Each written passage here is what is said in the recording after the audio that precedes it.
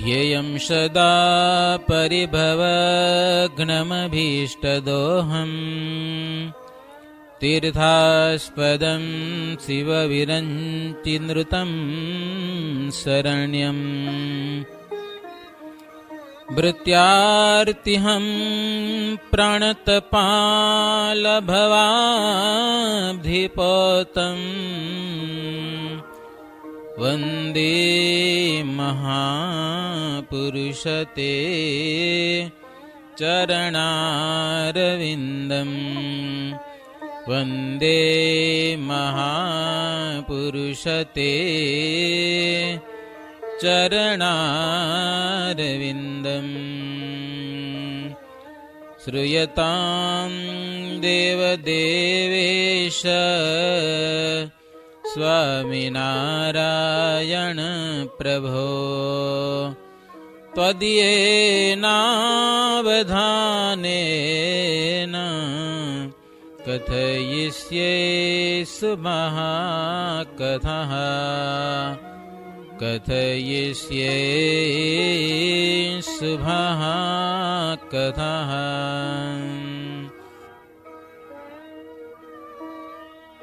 ॐ श्रीमदयक्षरब्रह्मधामाधिपतये नैकमुक्तमण्डलसेविताय इष्टदेवाय श्रीपूर्णपुरुषोत्तमाय श्रीघनश्यामाय श्री स्वामिनारायणाय नमो नमः। सहजानंद स्वामी महाराजनी जय। श्री नर नारायण देवनी जय। श्रीजी महाराज અમદાવાદમાં ચોર્યાસી કરી હો બ્રાહ્મણોની. બ્રાહ્મણો બહુ આશ્ચર્ય પામ્યા છે. પૂર્વે એક રાજા શ્રીનગરમાં થઈ ગયો, એને ચોર્યાસી કરી હતી હો. પણ 6 મહિનાથી એને પ્રયત્ન કરવા માંડ્યો હતો. 6 મહિનાથી ચોર્યાસી કરવી છે. આપણે યજ્ઞ કરી નથી તૈયારી કરતા બધી, કેટલી વહેલીથી તૈયારી હાલે છે ને. 6 મહિનાથી એને પ્રયત્ન માંડ્યો, ત્યારે માંડ એ 84માં પોગી વળ્યો હતો એ રાજા. અને એના પછી કોઈ 84 કરી જ નથી અમદાવાદની, કોઈ નહીં. અને મહારાજ કેવી અલૌકિક રીતે 84 કરી. સવારમાં વાત કરી, શણગાર આરતી પછી બપોર સુધી નક્કી કર્યું, અને બીજે દિવસે તો બ્રાહ્મણોને જમવાની છૂટ. સમજ્યા ને? એટલી વારમાં બ્રાહ્મણો કે સ્વામિનારાયણ ભગવાન છે ને હવે ખબર પડશે કે કરશનભાઈ આવતીકાલે 84 નાતને જમાડવી છે. પણ મહારાજ પૂગી વળ્યા આરામથી. બ્રાહ્મણો થોડુંક તોફાન કર્યું, પણ તોય પોલીસ વાળા આવીને બ્રાહ્મણને હાથ કડી દઈ દીધી ને, તોય મહારાજ છોડાવ્યો ને ઉલટાનું વધારે ઘી આપ્યું. લ્યો રાજી થાઓ તમે હો, આ દયાળુ. નહીં તો તોફાન કરે તો આપણે બાંધી ન મૂકી માણને. પોલીસને દઈ દે ભાઈ આ અમારા યજ્ઞમાં વિઘન કરે છે. લ્યો મહારાજને છૂટો કર્યો પોલીસના હાથમાંથી, હો સિપાહીઓના હાથમાંથી, અને પાછું ઘી વધારે આપ્યું. પછી બ્રાહ્મણો જમવાની પંક્તિ કરી છે. હે હજારો બ્રાહ્મણો બધા બેસી ગયા, જબરજસ્ત પંક્તિ, વિશાળ જગ્યામાં. પણ બ્રાહ્મણો સમજો ખરા, હો ડાયા ખરા પાછા, સમજા ને. જમતા હતા ને એટલે એટલી ખબર ખરી કે આ અમદાવાદમાં નન્નાળદેવની પ્રતિષ્ઠા થઈ, એને માટે સ્વામિનારાયણ ભગવાન આપણે 84 જમાડે છે. તો નરનાળ દેવની જય અને સ્વામિનારાયણ ભગવાનની જય એ તો ચાલુ છે તી પંગતમાં. લ્યો આમાં નવીન લખ્યું, જોશ જોશથી બોલે જમતા જમતા. બોલો શ્રી નરનારાયણ દેવની જય. શ્રી સ્વામિનારાયણ ભગવાનની જય. એમ જોશથી જય બોલી બોલી અને તાંબડિયું ભરી ભરીને ઘી પી રહ્યો. એટલે લાડવા આવે ને, લાડવા વારે તો હતા, પણ પીરસાયા પછી પાછું ઘી આવે, ઘીમાં ભરી વાસણમાં અને પાછી ચોરી નાખે, લાડવા ઢીલા કરી નાખે અને પછી હબડકે ખાતા હતા. લ્યો, ઘી જમવાની કેવી મજા આવશે તમે વિચાર કરો.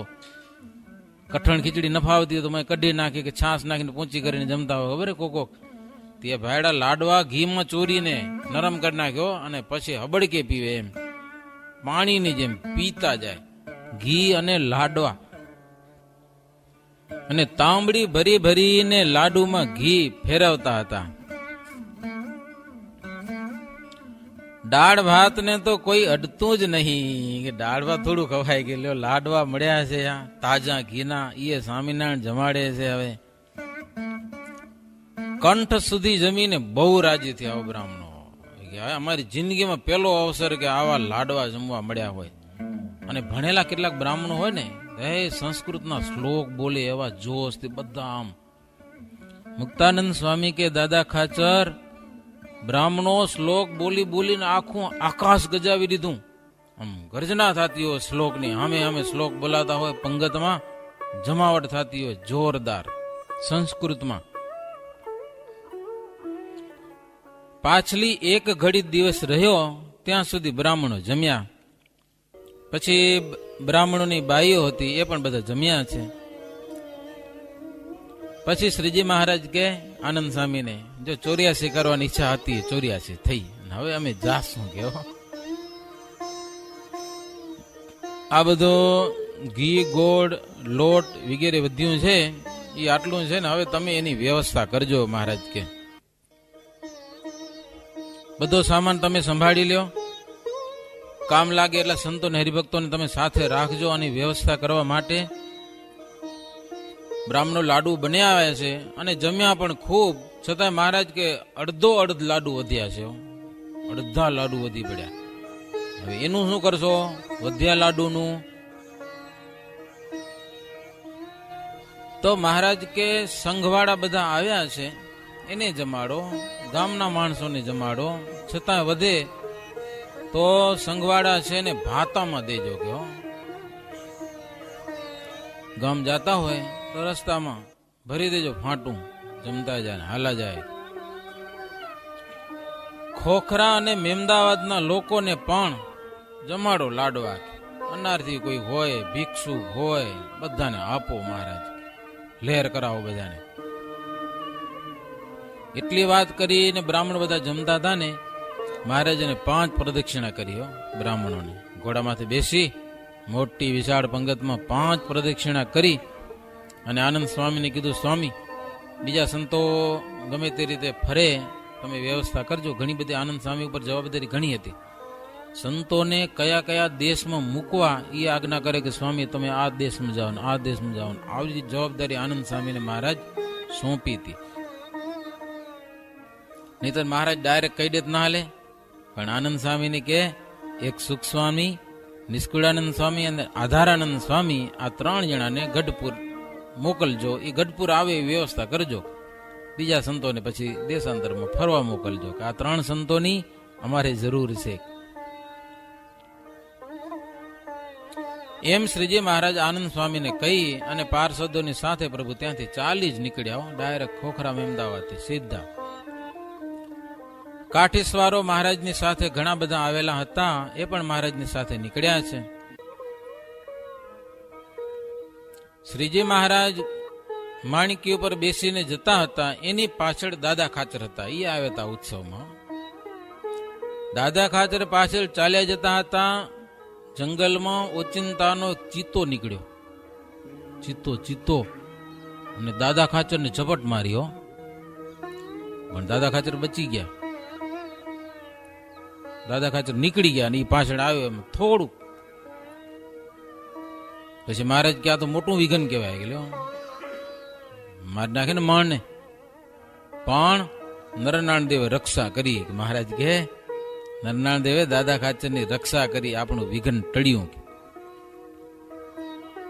અમે હમણાં જુનાગઢની યાત્રા કરવા ગયા હતા, ગિરનારમાંથી ચડતા હતા ને તો એક મોટો એવો ચિત્તો આમ આવ્યો, ભયંકર આમ આગળથી જો 25-50 ડગલા આગળથી જ આમ નીકળી ગયો. માણસો હાલ્યા હતા આમ, હોકિયારો થઈ રહ્યો, હોકિયારો. હિંસક જનાવર આવે ને કોઈક ઉપર ઝપટ મારી હોય, હા બિલકુલ અમારેથી આગળથી આમ દોડી ગયો. બસ મહારાજ કે આ તો વિઘન ટળ્યું આપણું, કે ઝપટ મારી ખરી, તરાપ મારી, પણ થોડુંક ચૂકી ગયો ચિત્તો દાદા ખાચર ઉપર. પછી ચિત્તાએ જોયું કે વાંહે બધા ઘોડેસવારો આવે છે, હવે મને મૂકશે નહીં હો. દેખી ગયા બધા કે ચિત્તાએ ઝપટ મારી દાદા ખાચર ઉપર, દાદા ખાચર બચી ગયા, પણ ઓલ્યા મૂક્યા નતા, ચિત્તાને મારી નાખે, પણ મારો એ દેખાણો નહીં, ક્યાં ગુમ થઈ ગયો. એને ડર લાગ્યો, હવે ઝપટ મારતા મારી, પણ વાંહે વાળા જો આવી ગયા, એ તો હથિયારબંધી હતા બધા, એટલે ચિત્તો ક્યાંક જંગ ઝાડમાં હંતાઈ ગયો, ખબર ન પડી. મહારાજ કે નરનારાયણ ભગવાને આપણે આ વિઘન નિવાર્યું. પછી પ્રભુ જેતલપુર આવ્યા છે. મહારાજને પોતાની રહેવાની જગ્યા હતી, બ્રહ્મહોલ છે ને, ઉપર પગથિયા ઉપર ચડીયા આપણે, વચ્ચેથી દક્ષિણ બાજુનો રૂમ મહારાજનો સ્પેશિયલ ઉતારો હતો. હવે તો આપણે અડધી કલાક બેહું તો ન ફાવે, એવું અવાવરું થઈ ગયું ને. આવો પણ મહારાજ એમાં ખાસ પોઢતા, મહારાજનો પલંગ એમાં રહેતો એ મહોલમાં. થોડુંક ભોજન જમી અને પછી પોઢી ગયા. અંતર સન્મુખ વૃત્તિ કરી, ત્યાં તો આકાશમાં જેમ વાદળા દેખાય ને એમ શ્રીનગરમાં પ્રવૃત્તિનો વેગ અંતરમાં દેખાવા લાગ્યો મહારાજને. આ બધું મોટો ઉત્સવ થયો ને આ બધું દેખાણું અંતરમાં. પછી આ બધી પ્રવૃત્તિને મહારાજ નિવારવા માટે, એ પ્રવૃત્તિને પાછી હટાવવા માટે પ્રયત્ન કર્યો ને, તકલીફ બહુ પડી અને એમાં મહારાજને તાવ આવી ગયો. આમાં વાત લખી છે બધી. હવે આ બધી આ પ્રવૃત્તિ આવી ગઈ અંતરમાં, એને વિસારવા માટે કોશિશ કરીને મહારાજને તાવ ચડી ગયો. લ્યો, તાવ એવો ચડ્યો કે શરીરની શુદ્ધિ પણ રહી નહીં, હો, ભાન ભૂલી ગયા. લ્યો, આવું થયું. પછી તો મહારાજને ગાડામાં બેસાડી ત્યાંથી છેક ધોળકે લઈ ગયા. હો, ગણેશ ધોળકાના મંદિર છે ત્યાં શંકરનું, એ મંદિરમાં રાત રહ્યા તોય નીંદર ના આવી. ત્યાંથી કોઠ ગામે ગયા, પછી ત્યાંથી ગણેશ ધોળકા ગયા. ગણેશ ધોળકાના મંદિરમાં મહારાજ પોઢ્યા. 3 પહોર સુધી મંદિરમાં પોઢ્યા, પણ મંદિર હાવ જૂનું, પારેવા અવાજ બહુ કરતા હતા માયો. તો ત્યાંય શાંતિ મળી નહીં મહારાજને. 2-3 પહોર સુધી રહ્યા છતાંય. પછી મંદિરથી ઉત્તર દિશામાં રાયણના ઘણા બધા ઝાડવાઓ તીદી હતા. એક ઝાડ અમે જોયું તો હવે એ હુકી ગયું. એક નાનું હનુમાનજીનું મંદિર છે, થોડુંક લાકડું ઉકેલું પડ્યું હોય લગભગ રાયણનું.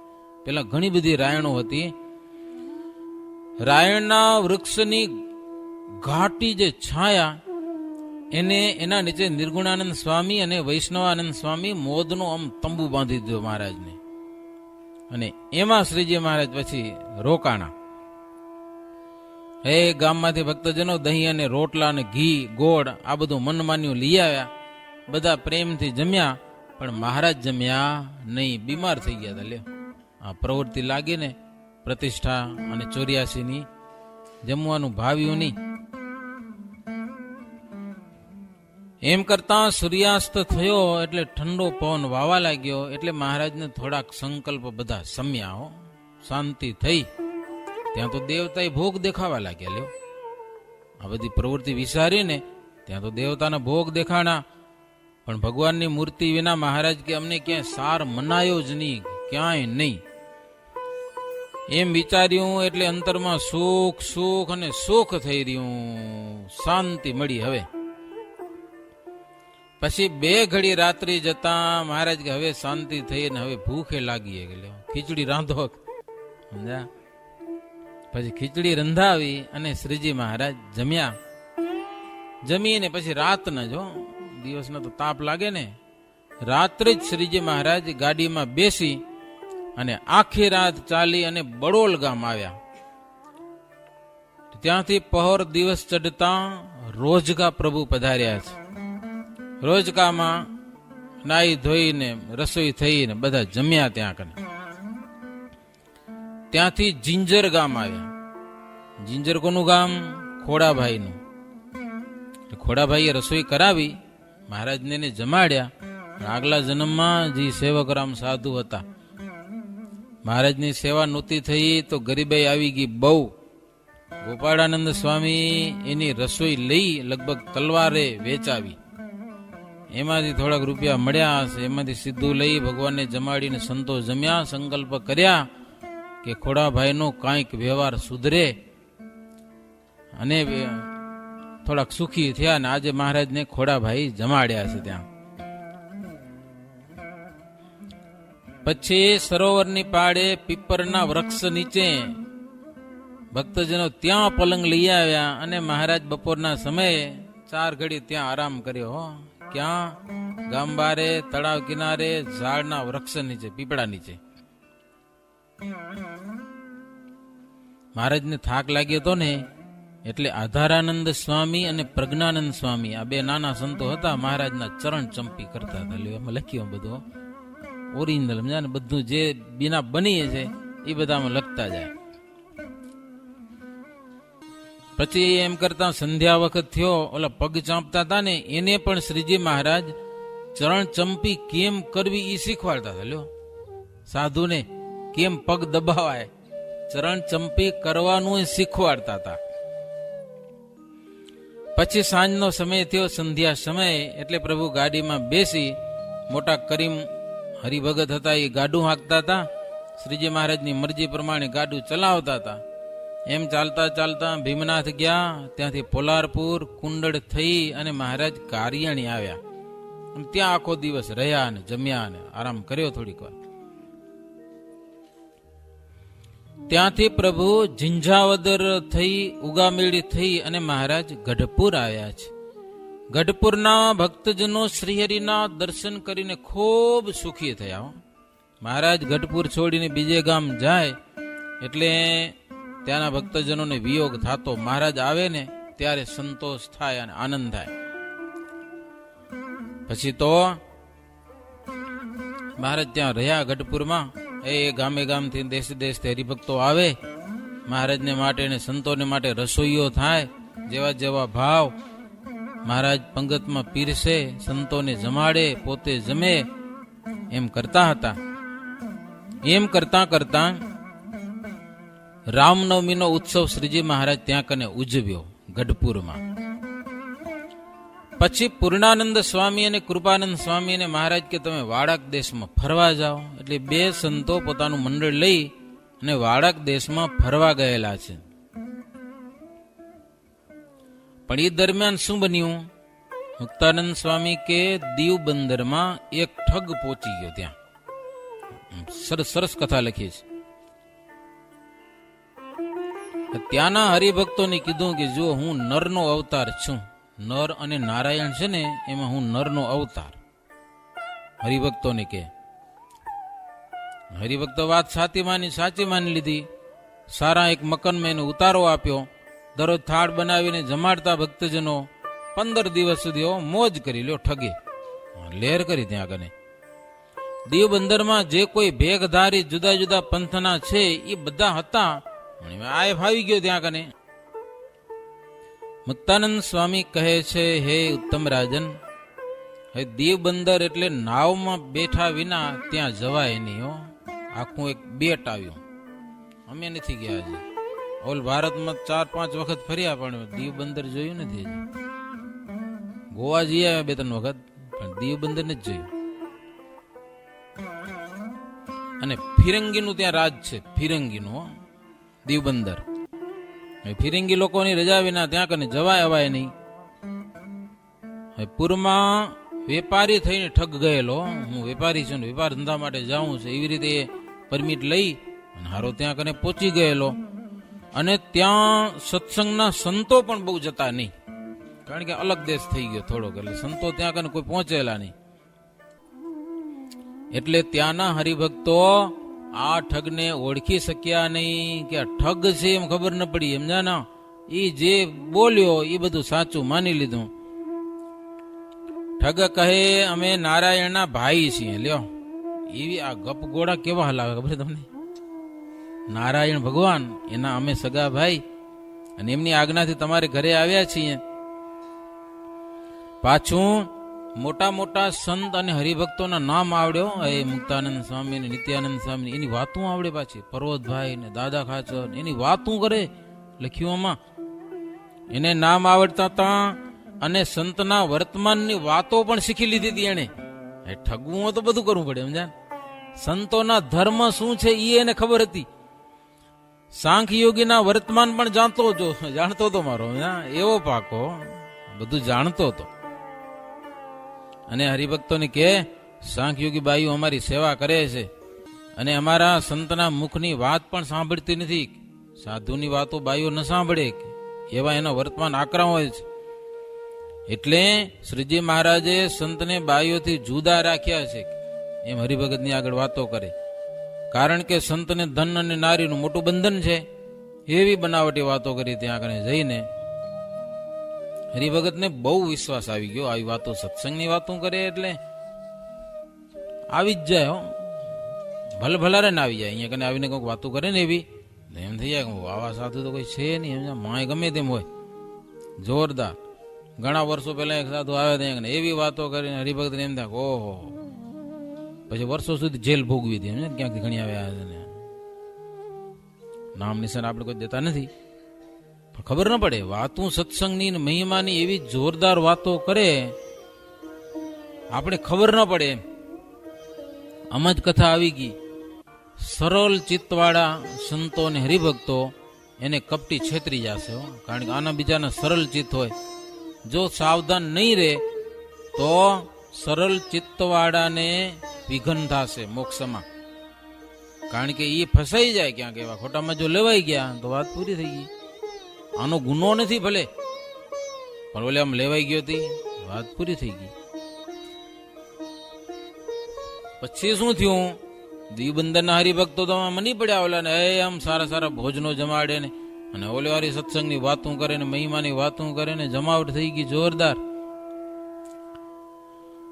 પછી એક રાજુલાનો મૂળો નામે કરીને એક રાજગોર, એ કાંઈ કામ પ્રસંગે આવ્યા હશે દીવબંદરમાં, વ્યવહારિક કામકાજે ગમે તને, એમાં ખબર પડી ગઈ કે મારું આ તો કોઈ હાચો ઠગ છે. હો, અને મહારાજને આવીને પછી ગઢપુર આવીને વાત કરી કે મહારાજ દીવબંદરમાં હરિભક્તો શેતરાણા આવી ગયેલો. કાં તો એક ઠગ પહોંચી ગયો હોય કે નરનો અવતાર નારાયણ ભગવાનનો ભાઈ, અને સત્સંગની વાતો બહુ કરે છે. મહારાજ કે એમ? તો કે હા, કંઈક કરો. હરિભગત ફસાશે, બહુ ફસાય, પછી બાઈઓના વર્તમાન ચુકાડે, ધંધો આ કરે. પછી હો, મહિમાની વાતો કર્યા પછી પણ ધંધો પછી ખોટો થાય. એટલે શ્રીજી મહારાજે પૂર્ણાનંદ સ્વામી અને કૃપાનંદ સ્વામી ઉપર પત્ર લખ્યો કે તમે મંડળ લઈ અને તાત્કાલિક દીવબંદર પહોંચી જાઓ. ગમે હરિભગતનો કે શેઠિયાનો કોઈનો સહારો લેવો પડે તો લઈ તમે દીવબંદર તાત્કાલિક જાઓ. એવો મહારાજે પત્ર લખ્યો બે સંતો ઉપર. મહારાજ કે ત્યાં એક ઠગ આવ્યો છે ને હરિભગતને છેતરે છે, તમે ત્યાં જશો એટલે ઉભો નહીં રહે. કે કારણ કે સાચા સાધુ આવે પછી ખબર પડી ગયા ને, આ તો સ્વામિનારાયણ સાધુ આવ્યા એટલે મને ઓળખી જશે. મહારાજ કે તાત્કાલિક તમે ત્યાં જાઓ. ઉના ગામ કે શેઠ હી જેહા, હંસરાજ નામ રહાએ તેહા, તાકુ સંત લીએ તબ સંગા, ગોખલે ગામ ગયુ યુમંગા. પછી સંતો ઉના આવ્યા છે. હંસરાજ નામે કરીને શેઠ, એને કીધું કે મહારાજની આજ્ઞા છે, સત્સંગી હતા શેઠ, અમારે દીવબંદર જવું છે. એટલે એ શેઠ પોતે સંતને લઈ અને ઘોઘા બંદર આવ્યા છે. ઘોઘલા બંદર લખ્યું આમાં. ત્યાં ફિરંગીનું રાજ્ય એટલે રજા લેવી પડે, પરમિશનજી લેવું પડે, બધું સંતની કાર્યવાહી કરીએ છે. અને સંતો ત્યાં થકી સીધા દીવમાં આવ્યા. અને સંતો ઘોઘલા બંદરથી હરિભાઈ વાડનને સાથે લીધો. એ વાડન એકવાર મહારાજની વતું કરેલી અને મહારાજ એના બહુ વખાણ કરેલા, એટલે વાડન પણ મહારાજને ઓળખતો હતો. અને સંતો આવ્યા ઓળખાણ ક્યારેક ક્યારેક બહુ કામ કરી જાય, સમજે કે નહીં? થોડીક ઓળખાણ હોય ને, મહારાજ એની વખાણ કરે એટલે તારે જે વસ્તુ કરતો કોઈને ના આવડ્યો. તો એવો હરિભાઈ વાડન એટલે ઈ કેતો હાલો હું તમારે ભેળો હાલું કે, એટલે સંતોની બધી કાર્યવાહી, બધી રજા બજા લેવાની બધી કાર્યવાહી કરી અને સંતોને છેક દીવમાં પહોંચાડ્યા. સંતો જેવા દીવ બંદરમાં આવ્યા અને ખબર પડી ત્યાં કને કે સ્વામિનારાયણ ભગવાનના સાધુ દીવ બંદરમાં પહેલા વેલા આવ્યા. પહેલા વેલા અમે 3-4 વર્ષ પહેલા આપણા યજ્ઞ પહેલા મસ્કત ગયા હતા, સમજ્યા ને? મસ્કત આમ સાધુ ને એ આવવા મળે નહીં, એડમિશન ત્યાં કને વિઝા મળવી બહુ કઠણ કામ બધા મસ્કત જવા માટે. 3 થી વધારે સાધુને જવા નથી પાછા. એટલે હરિભક્તોને ઘણા દિવસથી ઈચ્છા હતી કે ભુજના સંતો આવે આવે આવે. એક હરિભગત તો ત્યાં ખાસ એટલા માટે નોકરી કરતા હતા કે એકવાર ભુજના સાધુને આપણે મસ્કત બોલાવા જ છે કે. એટલે બધું નક્કી કર્યું. પછી અમે 3 સંતો ગયા હતા ત્યાં કને. આટલી ગૌમુખી લઈ આવજો ને આટલી સીડીઓ લઈ આવજો, મંદિરના પ્રવૃત્તિ નું તે બધું અમે સૂટકેસ ભરી ગયા. સમજ્યા? ત્યારે કસ્ટમમાં ખોલ્યું, પૂરેપૂરા પકડ્યા અમને કસ્ટમ ખાતા વાળા. ગયા તમે તમારા ધર્મનો પ્રચાર કરવા આવ્યા છો, એકાદ બે તો જવા દે મારું, આ તો તમારા માટે નથી કે લ્યો. 3 કલાક એરપોર્ટમાં બહાર રાખ્યા અમને. હવે ક્યાં જાઉં? પછી કે તમારે કોણ? અમે નામ લીધા, બારે હરિભક્તો બધા ઉભા હતા, વાટ જોતા હતા 2-3 કલાકથી. કે સાધુ અટકી રહ્યા કે એને ખબર પડી. પછી એક હરિભગત સામંતરાયણ હતા, બધા આવ્યા. આવું છે. પછી મેન સાહેબ ને મળ્યા ત્યાં કને. મેન માણસ કે આવું હોય તો તમને પહેલેથી અમને જાણ કરવી જોઈએ, તો અમે સીધા કાઢી દઈએ કે હવે આ પકડાઈ ગયા એટલે હવે કાર્યવાહી કરવી પડશે કે, સમજાય કે નહીં? સામાન પકડાણો છે ને એ કાર્યવાહી કરી 2-3 દિવસ કે અઠવાડિયે તમને માલ મળશે. સંતોની પૂજા હું લઈને તમે ભલે સંતોને લઈ જાઓ કે એવી રીતે અમને રજા મળી. સુટકેસો બધી રાખી દીધી મારે, એટલે કસ્ટમ ખાતામાં દીધી નહીં અમને. ગૌમુખી ને માળાઓ ને બધું આવું લઈ ગયા હતા, મગાવ્યું હતું એ લોકોએ. તો લગભગ અમે 4 દિવસ ના 8 દિવસ ત્યાં રોકાણા મસ્કતમાં. ત્યાં સુધી આવ્યું નતું. પછી મળી ગયું વસ્તુ, પછી મળી ગયું બધી.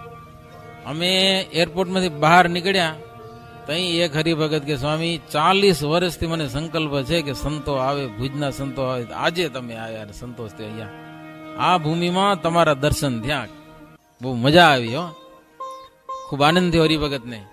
પછી 4 જગ્યા અમે એક અલગ અલગ 2 જગ્યા રોકાણા હતા અને હરિભક્તો બધા લાભ લીધો. એ છેટેથી ક્યાંથી આવીને માત્ર 8 દિવસ અમને વિઝા મળ્યા હતા. પછી 8 દિવસ દુબઈ મળ્યા. દુબઈમાં તો બહુ ઓછા હરિભગત હતા. મસ્કતમાં પહેલા કરતા ઓછા ઘણા થઈ ગયા, વચ્ચે તો બહુ હાલ્યું હતું. પહેલા ઘણું 20-25 વર્ષ પહેલા બહુ હતું મસ્કત કમાવાનું. આજે સંતો પેલા વેલા દીવ બંદરમાં આવ્યા એટલે હરિભક્તો બહુ રાજી થયા. ખબર પડી કે બધી જગ્યાએ સંતો આવ્યા છે. ઓલ્યો ઠગને ખબર પડી કે સ્વામિનારાયણ સંતો આવે એટલે પાણી પીવાય ઉભો ન રહ્યો, ભાગી છૂટો. બીજી વાત નહીં, મુંબઈના વાણમાં બેહી ગયો. લખ્યું આમાં મુંબઈના વાણમાં બેહી અને લીટો ત્યાંથી. હવે પાદરું પડી જશે કપટ કે હવે રેવાય નહીં અહીંયા કઈ. પછી સંતોએ હરિભક્તોને કહ્યું કે જો અમે ન આવ્યા હોત તો આ ઠગ જાત નહીં અને બાઈઓનો ધર્મ મુકાવત. કે તમને વશ તો કરી લીધા હતા. વશ કર્યા પછી માણસ શું કરે એ કાંઈ ભાન રહેતું નથી. એને સંતો કે બાઈઓ હરિભગતના એના અંગ પ્રેમી બહુ હોય છે. બાઈઓ હરિભગત હજી થોડાક વાર લાગે પણ બહેનોનું અંગ જ એવું છે, બહુ પ્રેમી અંગ છે. જો ક્યાંક લેવાનું તો વાત જવા દો, સમજ્યા ને? બાઈઓના સત્સંગને કોઈ પૂછે, કોઈ પહોંચી ન શકે. આજથી નહીં, વર્ષોથી છે, ગોપીઓના વખતથી બાઈઓના પ્રેમને કોઈ પહોંચી ન શકે. પણ અમુક સ્વભાવ એનામાં હોય છે, એને કારણે તકલીફ. એક ઈર્ષાનો સ્વભાવ સાહજિક એમાં હોય, એકબીજાનું સહન નહીં કરી શકે. તમે ઘરમાં પડ્યા હશો તો તમારું અનુભવ કરશો, પણ સાસુ વહુનું કાંઈક વધી જતું હશે ને તો ઘણા ઘરમાં તકલીફો થતી હશે. એ તમને અનુભવ હશે એવા કે આગળ કેમ વધી જાય. સત્સંગમાં કોઈક ભાઈ આગળ વધી જતી હોય ને હારી કથા વાર્તા કરતી હોય તો એ બીજા સહન ન કરીએ કે તકલીફ બહુ થાય એનામાં. અમારા સાધુમાં અમે પછી માથાકૂટ ન કરીએ. સારું વધતો વધવા દઈએ, વધો ભાઈ આગળ. સારું કરતો હોય ને તો એને પાડવાના પ્રયાસ ન કરીએ એમ. પણ એ ઘણી વાર કેવા ને કેવા પ્રયાસ કરીને કે આપણે સભામાં બોલાય નહીં એટલે કાંઈ નહીં હવે જવા દો. તો સંતોએ કીધું એટલે બાહ્ય હોય તેમણે હરિભક્તો ઉપર કોઈ હરિભગત એવો આવી જાય તો એવો પ્રેમ એને ન કરવો પાછો, પોતાના ધર્મ થકી પડી જવાય, થોડુંક વિવેક રાખવો એમ સંતો ત્યાં રહી દીવમાં અને બાઈઓ સાંભળે એવી રીતે કથા વાર્તા કરી હરિભક્તોની આગળ સત્સંગની પ્રથાની બધી વાતો કરેલી છે, સત્સંગની શું મર્યાદા છે એ મોટા મોટા દ્રષ્ટાંતો આપી કરી સ્ત્રી પુરુષના સંસર્ગથી શું શું થયેલું છે, કેવું થાય છે, કેવી આપત્તિઓ આવે છે, એવી બધી વાતો સંતોએ કરી. એટલે આપણા સંપ્રદાયમાં ખરાબ કોઈ નથી, પુરુષ કે સ્ત્રી ખરાબની વાત નથી, પણ બંનેનો જે સંસર્ગ છે ને એ વસ્તુ બહુ ભયંકર છે. ક્યાંય ને ક્યાં ખેંચી જાય, તમને મહિમાથી ક્યાંય ખેંચી જાય ખબર ન પડે. એટલે મહારાજ કે બાઈઓએ પુરુષના મુખ થકી ધર્મની વાતો પણ સાંભળવાનો મહારાજે નિષેધ કરેલો છે ને, એ આ બધી મર્યાદાનો ભંગ ન થાય એટલા માટે. સંતોએ ઠગને કેટલાક ઓળખવાના પ્રકારો પણ સમજાવ્યા. હો, ઠગ આવી રીતનું કરતા હોય છે, તમને ધ્યાન રાખવું એમ. તમે છેટા બેઠા છો, સંતો કે તમારો દેશ થોડોક દૂર છે, આવા કોઈક ઠગ આવી જાય તો કમસે કમ મહારાજને કે સંતોને કોકને જાણ કરવી, કોઈક ઓળખીતો છે કે આમ તો આવી ગયો, હાવ સત્સંગનો પરિચિત છે કે કોણ છે, કોણ હાવ ઓળખ્યા વાળા માણસની વાંય પડી ન જાઉં, પછી એની પૂરી ખબર ન હોય તો એની વાતો સાંભળી અને ચોટી ન જાઉં, એમ સંતો બહુ વાત કરી દીવબંદરમાં.